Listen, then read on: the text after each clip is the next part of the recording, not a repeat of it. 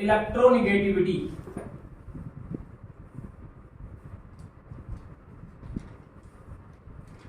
Electronegativity इसका symbol होता है जाई।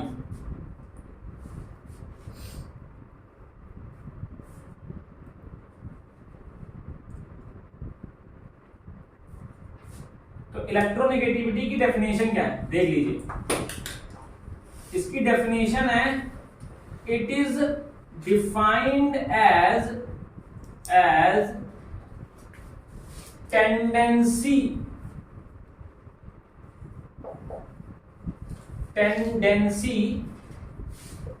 To attract shared pair of electron towards itself in a bonded molecule। इसका क्या मतलब है? It is defined as the tendency to attract the shared pair of electrons towards itself in a bonded molecule। अब इसका पहले मतलब समझ लीजिए क्या है, देख लिया? अब समझिए, अभी तक आपने जितनी भी पीरियोडिक प्रॉपर्टी पढ़ी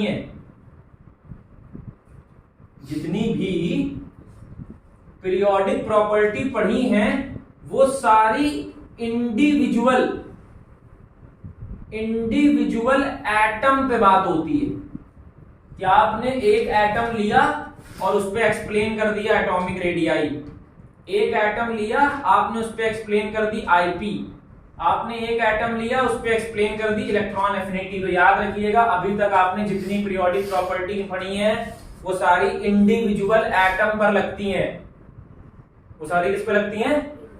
इंडिविजुअल एटम पे लगती हैं। पर इसके बारे में सुन लो, इलेक्ट्रोनेगेटिविटी किसी की तभी बता सकते हो जब वो दो एटम के बीच में बॉन्ड हो। जब तक दो एटम के बीच में एक बॉन्ड नहीं होगा तब तक आप इलेक्ट्रोनेगेटिविटी को नहीं निकाल सकते, है ना? तो तब तक आप इलेक्ट्रोनेगेटिविटी को नहीं निकाल सकते हो, याद रखना इस बात को। तो अभी तक जितनी पढ़ी है उनमें क्या खास बात है? अभी तक जो पढ़े उनमें क्या खास बात है? वो सारी इंडिविजुअल एटम पर लगती हैं, पर ये इंडिविजुअल एटम पे नहीं लगती। ये कब बात होगी इसकी बात कब होगी? जब दो एटम के बीच में एक बॉन्ड हो। जब तक दो एटम एक बॉन्ड से आपस में जुड़े नहीं होंगे तब तक इलेक्ट्रोनेगेटिविटी को बताया नहीं जा सकता है। तब तक इलेक्ट्रोनेगेटिविटी को बताया नहीं जा सकता। ये बात समझ में आई? तो इसका मतलब ये किसी इंडिविजुअल एटम पे एक्सप्लेन नहीं कर सकते। इसके लिए तुम्हें एक ऐसा कंपाउंड चाहिए जिसमें बॉन्ड प्रेजेंट हो। अरे कंपाउंड तो सब में बॉन्ड होगा, मतलब ये तभी एक्सप्लेन होगी जब कम से कम दो एटम के बीच में बॉन्ड तो बना ही होना चाहिए। और अभी तक जितनी पढ़ी वो सारी इंडिविजुअल एटम पे हो रही थी। तो सुनो, अब समझो इलेक्ट्रोनेगेटिविटी के लिए तुम्हें बहुत डेप्थ में जानने की जरूरत नहीं है, बस इसका एक रूल होता है। सुन लो रूल क्या है, कि जिसकी इलेक्ट्रॉन एफिनिटी ज्यादा होगी, जिसकी इलेक्ट्रॉन एफिनिटी ज्यादा होगी, ठीक है, उसी की इलेक्ट्रोनेगेटिविटी भी ज्यादा होगी। समझ में बात आ रही है मैं क्या कह रहा हूं? जिसकी इलेक्ट्रॉन एफिनिटी ज्यादा होगी उसी की इलेक्ट्रोनेगेटिविटी भी ज्यादा होगी। अब पहले समझ लो इलेक्ट्रोनेगेटिविटी है क्या। सुन लो, सपोज करो मैंने हाइड्रोजन लिया और मैंने लिया फ्लोरीन, बहुत ध्यान सुनना, और मैंने इन दोनों के बीच में एक बॉन्ड बना दिया। ठीक, एक बॉन्ड का मतलब होता है बेटा दो इलेक्ट्रॉन। एक बॉन्ड को बनाने के लिए दो इलेक्ट्रॉन चाहिए। 9th क्लास में पढ़ा है structure of atom and chemical bond. तो दो एटम के बीच में एक बॉन्ड बनाया, एक बॉन्ड को बनाने के लिए दो इलेक्ट्रॉन चाहिए। क्लियर है बात इतनी? अब मैं क्या कह रहा हूं कि आपने एक बॉन्डेड मॉलिक्यूल ले लिया। बॉन्डेड मॉलिक्यूल का मतलब क्या होता है, जब दो एटम के बीच में एक बॉन्ड हो। ठीक, अब आपको क्या करना है, आपको देखना है इनमें से किसकी इलेक्ट्रोनेगेटिविटी ज्यादा है। इसके लिए आप क्या देखोगे, किसकी इलेक्ट्रॉन एफिनिटी ज्यादा है। इसीलिए मैंने लिख दिया ना कि जिसकी इलेक्ट्रॉन एफिनिटी ज्यादा होगी उसी की, जिसकी इलेक्ट्रॉन एफिनिटी ज्यादा होगी उसी की इलेक्ट्रोनेगेटिविटी भी ज्यादा होगी। क्लियर है?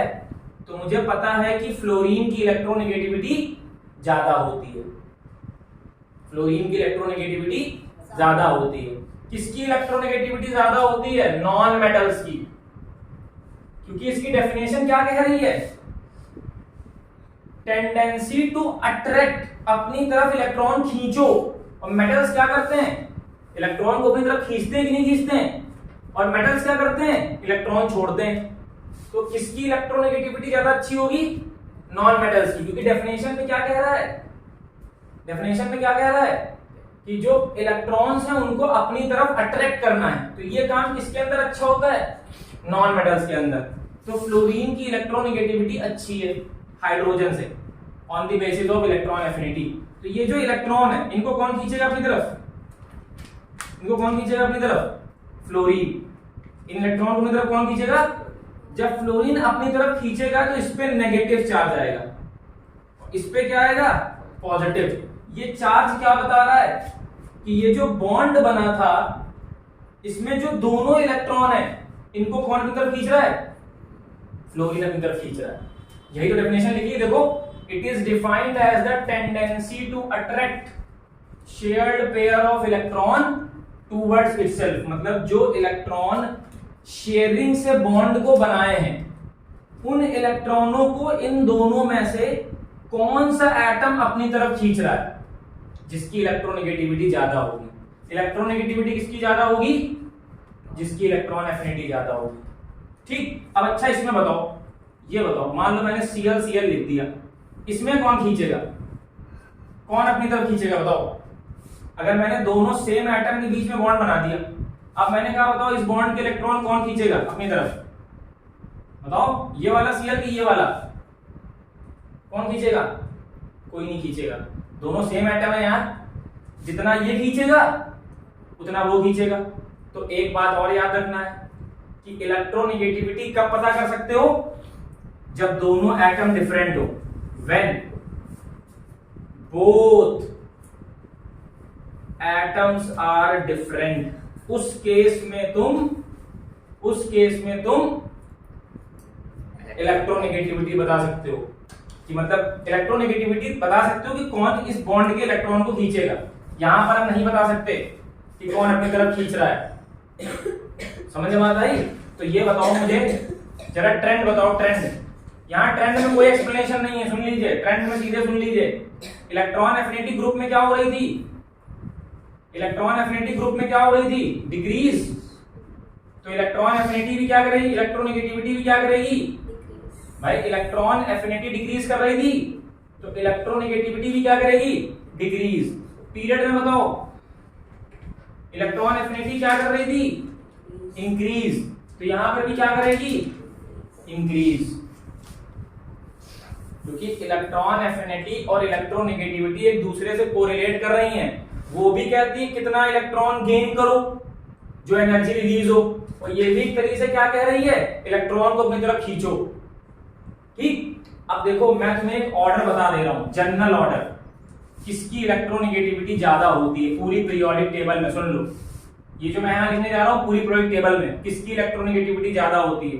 सबसे ज्यादा फ्लोरीन की, फिर ऑक्सीजन की, फिर नाइट्रोजन की, फिर क्लोरीन की, फिर ब्रोमीन की, फिर आयोडीन की, फिर सल्फर की, फिर कार्बन की, फिर हाइड्रोजन की, और हाइड्रोजन फास्फोरस की बराबर होती है। ये पूरी पीरियोडिक टेबल में इलेक्ट्रोनेगेटिविटी का ऑर्डर है। सबसे ज्यादा किसकी, फ्लोरीन, फिर ऑक्सीजन, फिर नाइट्रोजन, फिर क्लोरीन, फिर सल्फर, फिर कार्बन, फिर हाइड्रोजन, फिर फास्फोरस। अब याद कैसे रखना है, फोन फोन, फोन, फोन लिखा है phone, FON, phone. Calibre, calibre I, phone calibre I से है, ऐसे आप याद रख सकते हो। फोन, फोन का मतलब FON, फोन। कैलिबर, कैली का मतलब क्लोरीन, बर का मतलब ब्रोमीन, आई से है, आई से आयोडीन, से है में सल्फर और C और है H। Phone calibre, phone, phone में phone, phone FON, phone. Calibre chlorine bromine, I से है। ये इलेक्ट्रोनेगेटिविटी का ऑर्डर है, मतलब सबसे ज्यादा इलेक्ट्रोनेगेटिव एलिमेंट पूरी पीरियोडिक टेबल में यही हैं। और इनमें भी सबसे ज्यादा कौन है? फ्लोरीन। तुमसे एग्जाम में पूछेगा most electronegative element in periodic table, most electro negative element in periodic table, कौन सा? फ्लोरीन। तो इलेक्ट्रोनेगेटिविटी समझ में आई? कब लगती है? जब मॉलिक्यूल बॉन्डेड होगा। इंडिविजुअल एटम की इलेक्ट्रोनेगेटिविटी नहीं बता पाओगे, वो तभी पता चलेगी जब उसको किसी से बॉन्ड बना दोगे। लिख लिया सब कुछ? तो लिखो जल्दी से फिर। या मैं इस क्लोरीन के बाद क्लोरीन होना चाहिए। सेकंड पीरियड की सबसे ज्यादा होती है वो। ओवरऑल ऑर्डर है वो, ओवरऑल ऑर्डर। हमारी बात सही है, फ्लोरीन के नीचे क्लोरीन, लेकिन पीरियड 2 के ज्यादा इलेक्ट्रोनेगेटिव होते हैं। ये याद करना पड़ेगा। हाँ, ये तुम्हें ध्यान रखना है। फोन कैलिबर से बना लो अपने आप, जो मैंने बताई है। अब यहाँ पे ध्यान से देखिएगा, नंबर 5। अगर हम बात करें मेटालिक कैरेक्टर की, मेटालिक कैरेक्टर और मैं इलेक्ट्रोपॉजिटिव कैरेक्टर दोनों को एक साथ लेके चल रहा हूं। मेटालिक कैरेक्टर और इलेक्ट्रोपॉजिटिव कैरेक्टर मैं दोनों एक साथ लेके चल रहा हूं। तो मेटालिक कैरेक्टर क्या होता है किसी का? मेटालिक कैरेक्टर क्या है? Tendency to lose electrons present in a valence shell. ठीक है, वैलेंस शेल में जो इलेक्ट्रॉन प्रेजेंट हैं उनको जो जितनी जल्दी लूज करेगा, tendency to lose electron present in the valence shell readily, ऐसे लिख लो यहां पे, sorry, tendency to lose valence electron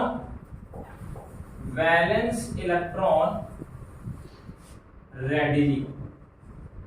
ऐसे एलिमेंट्स जिनके अंदर इलेक्ट्रॉन को बहुत जल्दी लूज करने की टेंडेंसी हो, उन्हें क्या बोलेंगे? उनके अंदर क्या होगा? Metallic character. अब तुमको पता है, मैंने बता के रखा है कि अगर वैलेंस शेल में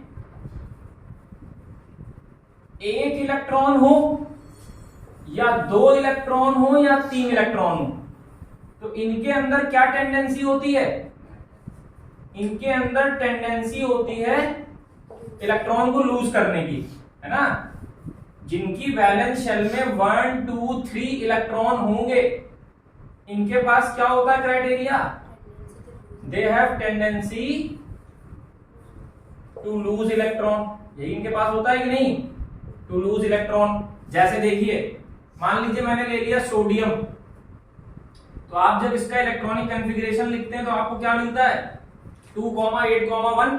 सबसे बाहर वाली शेल में क्या है? 1। तो मैंने क्या बोला है? अगर वैलेंस शेल में 1 इलेक्ट्रॉन है या 2 इलेक्ट्रॉन है या 3 इलेक्ट्रॉन है, तो इनके अंदर टेंडेंसी क्या होती है? इलेक्ट्रॉन लूज करने की। तो इनके पास क्या होगा? Metallic character. इनके अंदर क्या होगा? Electropositive character. समझ में आ रही है कि नहीं आ रही है? मतलब कोई मेटल है मेरे पास, उसने क्या किया? उसने इलेक्ट्रॉन लूज किए। उसने क्या किए? इलेक्ट्रॉन लूज किए। n का मतलब या तो 1 लूज करेगा, या तो 2 लूज करेगा, या तो 3 लूज करेगा। और लूज करने के बाद उसके ऊपर कौन सा चार्ज आएगा? कौन सा चार्ज आएगा? प्लस। तभी यहां लिखा है इलेक्ट्रोपॉजिटिव, क्योंकि कौन सा चार्ज आ रहा है? प्लस। ठीक है। और जो भी इलेक्ट्रॉन लूज करता है, सुन लो, इस प्रोसेस को बोलते हैं ऑक्सीडेशन। इस प्रोसेस को क्या बोलेंगे? इलेक्ट्रॉन लूज करने के प्रोसेस को बोलते हैं ऑक्सीडेशन। और इसको क्या बोलेंगे? ये है रिड्यूसिंग एजेंट। ये सब आपसे एग्जाम में पूछा जाएगा। ठीक है, कि जो इलेक्ट्रॉन लूज करते हैं उस प्रोसेस को क्या बोलते हैं? ऑक्सीडेशन। और मेटल को, जिस मेटल ने इलेक्ट्रॉन लूज किया है, उसको क्या बोलेंगे? Reducing agent. ठीक। अब सुनिए, आपको पता है कि ग्रुप फर्स्ट, ग्रुप सेकंड और ग्रुप थर्ड 13, यही वो एलिमेंट्स हैं जिनमें आपको क्या दिखता है कि इसकी वैलेंस शेल में एक इलेक्ट्रॉन है, इसकी वैलेंस शेल में 2 इलेक्ट्रॉन है और इसकी वैलेंस शेल में 3 इलेक्ट्रॉन है। जैसे सोडियम देखो, सोडियम किस ग्रुप का है? फर्स्ट ग्रुप का है, क्योंकि इसकी वैलेंस शेल में एक इलेक्ट्रॉन है। ऐसे ही मैंने यहां पे क्या लिख दिया? मैग्नीशियम 2,8,2, इसकी वैलेंस शेल में कितने इलेक्ट्रॉन है? 2 इलेक्ट्रॉन है, तो ये सेकेंड ग्रुप का हो गया। ऐसे ही मैंने लिख दिया एल्यूमिनियम 2,8,3, ये 11 होता है, ये 12 होता है, ये 13 होता है। अगर वैलेंस शेल में 3 इलेक्ट्रॉन तो 13। कंफ्यूजन है, शॉर्ट देखिए जो मैंने बनाया है, how to predict the group. वहां मैंने बताया है कि कैसे वैलेंस इलेक्ट्रॉन को देखकर ग्रुप बताया जाता है, तो आपको मेटालिक कैरेक्टर ज्यादा अच्छे से समझ में आएगा। ठीक है, क्लियर है बात? नहीं क्लियर है? तो tendency to lose valence electron readily metallic character बोला जाता है। कौन इलेक्ट्रॉन को लूज करता है तेजी से? जिनके वैलेंस शेल में 1 इलेक्ट्रॉन हो, 2 इलेक्ट्रॉन हो या 3 इलेक्ट्रॉन हो। और इलेक्ट्रॉन लूज करने पर हम दिखाते कैसे हैं? कोई मेटल होगा, मान लो चाहे ये हो, चाहे ये हो, चाहे ये हो, इनमें से किसी ने इलेक्ट्रॉन को लूज किया तो उस पर कौन सा चार्ज आया? प्लस। इस प्रोसेस को क्या बोलते हैं? ऑक्सीडेशन। और जिस मेटल ने लूज किया उसको क्या बोलते हैं? Reducing agent. इतनी बात समझ में आई? पॉज करके नोट करेंगे कि सारी बातें बताएं, ये सारी बातें बताएं। ठीक है, जिनको नहीं पता वो पॉज करके लिख लें जल्दी से।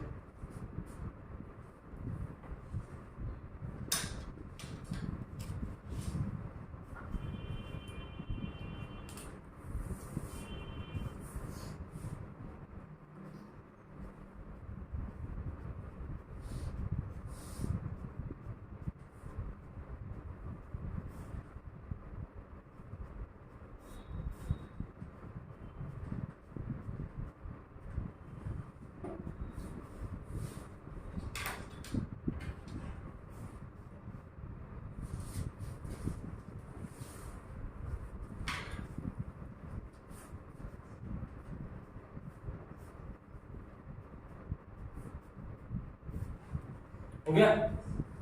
चल देखो, अब समझो। तो मुझे ये पता चल गया मेटालिक कैरेक्टर क्या होता है? जो इलेक्ट्रॉन लूज करते हैं। कौन लूज करेगा? जिनके वैलेंस शेल में 1, 2, 3 इलेक्ट्रॉन होंगे। मैंने एग्जांपल से दिखा दिया। तो मेरे जो ग्रुप फर्स्ट, ग्रुप सेकंड और ग्रुप 13 है, group first, group second, group 13 है, इनको मैं जनरली मेटल्स कहता हूं, क्योंकि इनके अंदर वैलेंस शेल में 1, 2, 3 इलेक्ट्रॉन होते हैं और ये इलेक्ट्रॉनों को लूज करते हैं। ठीक है, अब देखिए, समझिएगा ध्यान से। अब मैं जो एक्सप्लेन करने जा रहा हूं बहुत ध्यान सुनिएगा। इनका मैं ट्रेंड देखूंगा ग्रुप और पीरियड में। तो इसके लिए आपको आयनाइजेशन पोटेंशियल वाला लेक्चर याद होना चाहिए। अगर आपको आईपी वाला लेक्चर नहीं याद है तो आप मेटालिक कैरेक्टर नहीं समझ पाएंगे। तो देख लीजिए, हेडिंग लगाएंगे ट्रेंड्स। सबसे पहले किसमें देखेंगे ट्रेंड? Down a group. किसमें देखेंगे? Down a group. ठीक, तो हमें पता है कि ग्रुप फर्स्ट वाले इलेक्ट्रॉन लूज करते हैं, तो मैं फिर से कौन सा लूंगा? Group first. तो देखो, लिथियम ले लो, सोडियम ले लो, पोटेशियम ले लो।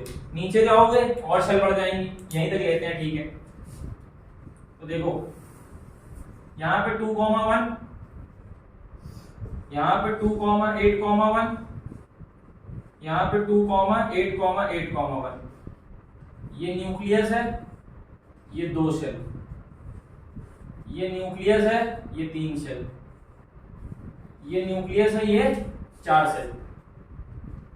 ठीक, अब तुम्हें क्या करना है, सबसे बाहर वाली शेल का जो इलेक्ट्रॉन है इसको तुम्हें रिमूव करना है।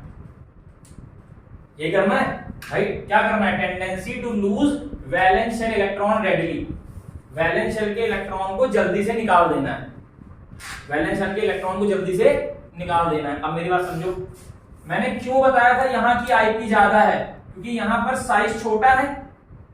अगर यहां पे साइज छोटा है, अगर यहां पर साइज छोटा है तो साइज छोटा होने की वजह से यहां पर प्रोटॉन और इलेक्ट्रॉन के बीच का अट्रैक्शन ज्यादा होगा। भाई अगर ये साइज छोटा है तो यहां पर ये जो अट्रैक्शन है इन दोनों के बीच का, ये अट्रैक्शन सबसे ज्यादा होगा। तभी तो तुम याद करो, एनर्जी जो लगा रहे थे इस इलेक्ट्रॉन को निकालने में वो ज्यादा लग रही थी और यहां वाली एनर्जी कम लग रही थी। क्यों? क्योंकि यहां डिस्टेंस ज्यादा होने की वजह से इनके बीच का अट्रैक्शन लीस्ट है। तो तुम खुद बताओ, पोटेशियम आराम से इलेक्ट्रॉन निकाल देगा कि लिथियम आराम से निकालेगा? कौन इलेक्ट्रॉन आराम से निकालेगा? पोटेशियम जल्दी निकाल देगा, क्योंकि यहां पर अट्रैक्शन ज्यादा है ना।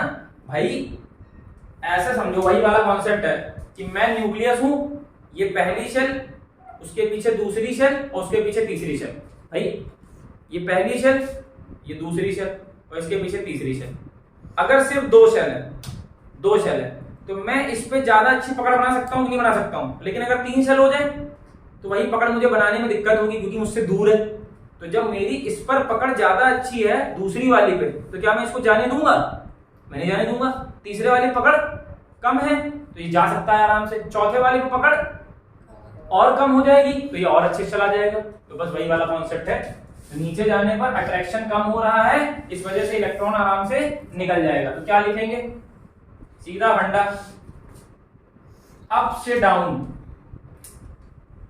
अप से डाउन, ऑन मूविंग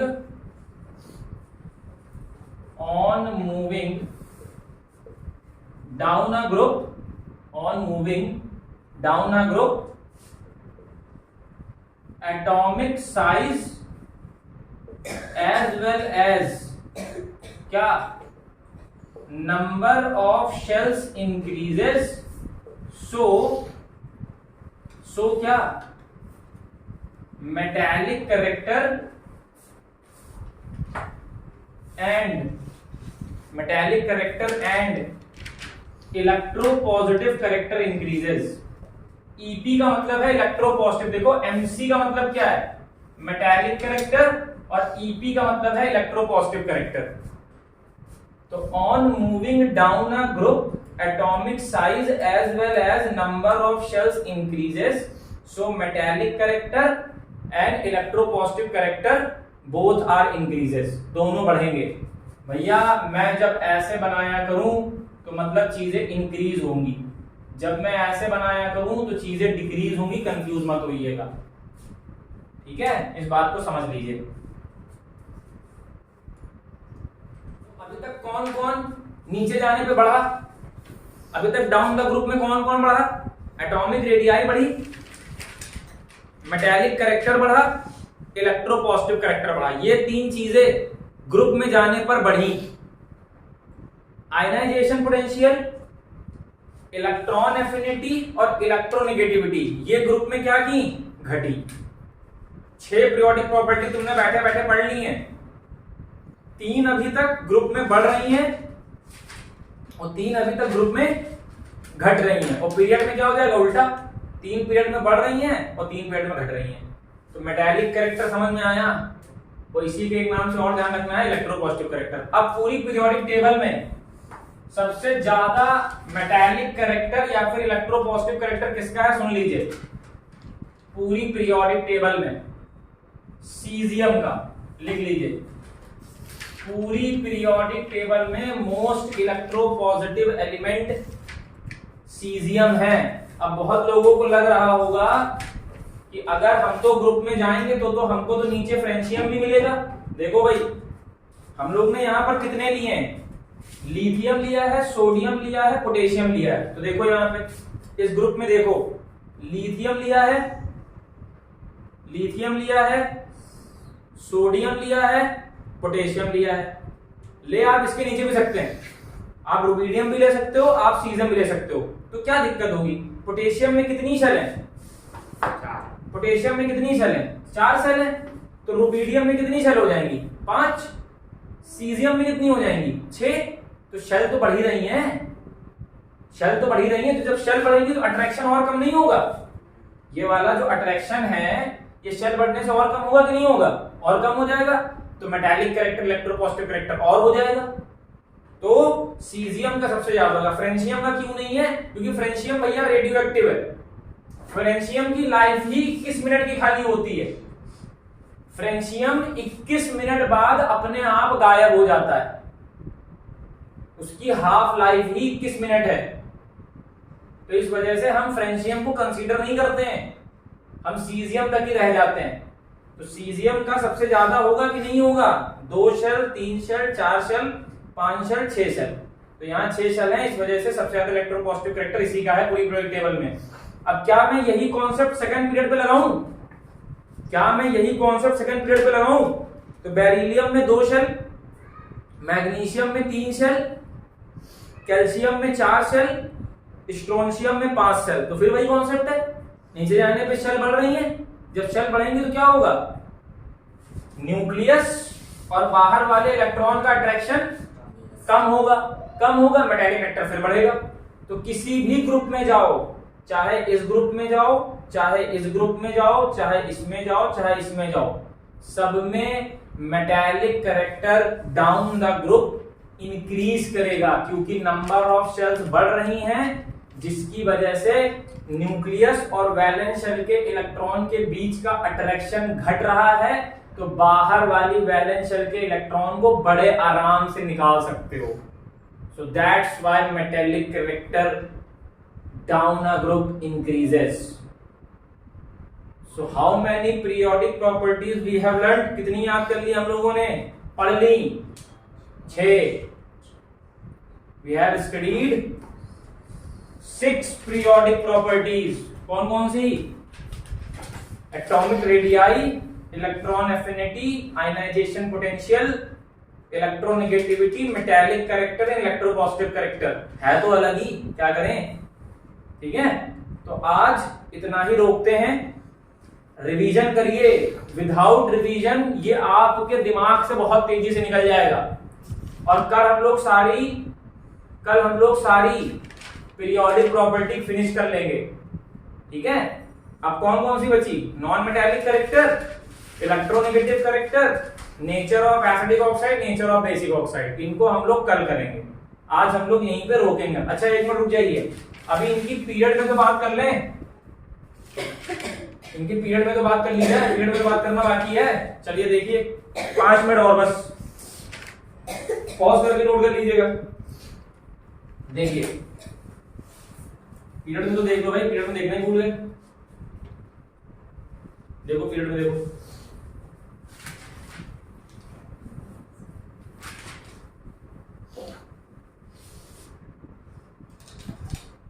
आ जाओ भाई पीरियड में देखो।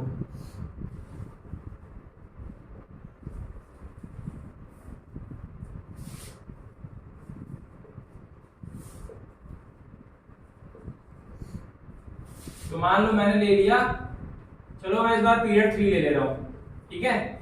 तो पीरियड 3 में देखो सोडियम है, मैग्नीशियम है, एल्यूमिनियम है, सिलिकॉन है।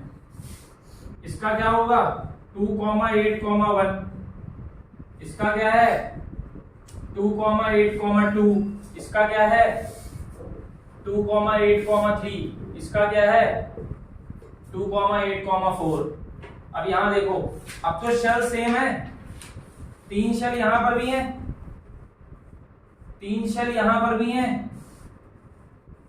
3 शेल यहां पर भी है, और 3 शेल यहां पर भी है। 3 शेल है हर जगह, ठीक है। अब देखो इसका मतलब नंबर ऑफ शेल्स पीरियड में पता ही कांस्टेंट रहती है। अब सुनना मेरी बात, यहां 11 प्रोटॉन है, यहां 12 प्रोटॉन है, क्योंकि जितना एटॉमिक नंबर उतने ही प्रोटॉन।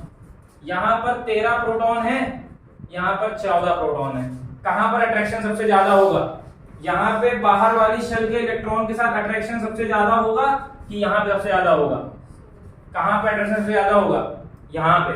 न्यूक्लियर चार्ज देखो सबसे ज्यादा कहां पे? न्यूक्लियर चार्ज किस पे डिपेंड करता है? न्यूक्लियर चार्ज किस पे डिपेंड करता है? प्रोटॉन पे। सबसे ज्यादा प्रोटॉन कहां है? जब यहाँ प्रोटॉन है तो ये इसको टाइटली पकड़ के रखेगा कि ये पकड़ के रखेगा टाइटली? वो टाइटली पकड़ के रखेगा। तो इलेक्ट्रॉन आराम से ये निकाल पाएगा कि वो निकाल पाएगा? ये। जब वहां किसी चीज को पकड़ के तेज रखे हो तो ये कैसे निकल जाएगा? जो ढीला होगा वही तो निकलेगा। तो यहाँ पर प्रोटॉन ज्यादा होने की वजह से न्यूक्लियर चार्ज ज्यादा है, तो यहाँ के इलेक्ट्रॉन को टाइटली पकड़ के रखा है। जहां पर न्यूक्लियर चार्ज कम है तो इलेक्ट्रॉन को ढीला पकड़ा है, धरने से छूट जाएगा। नहीं समझे?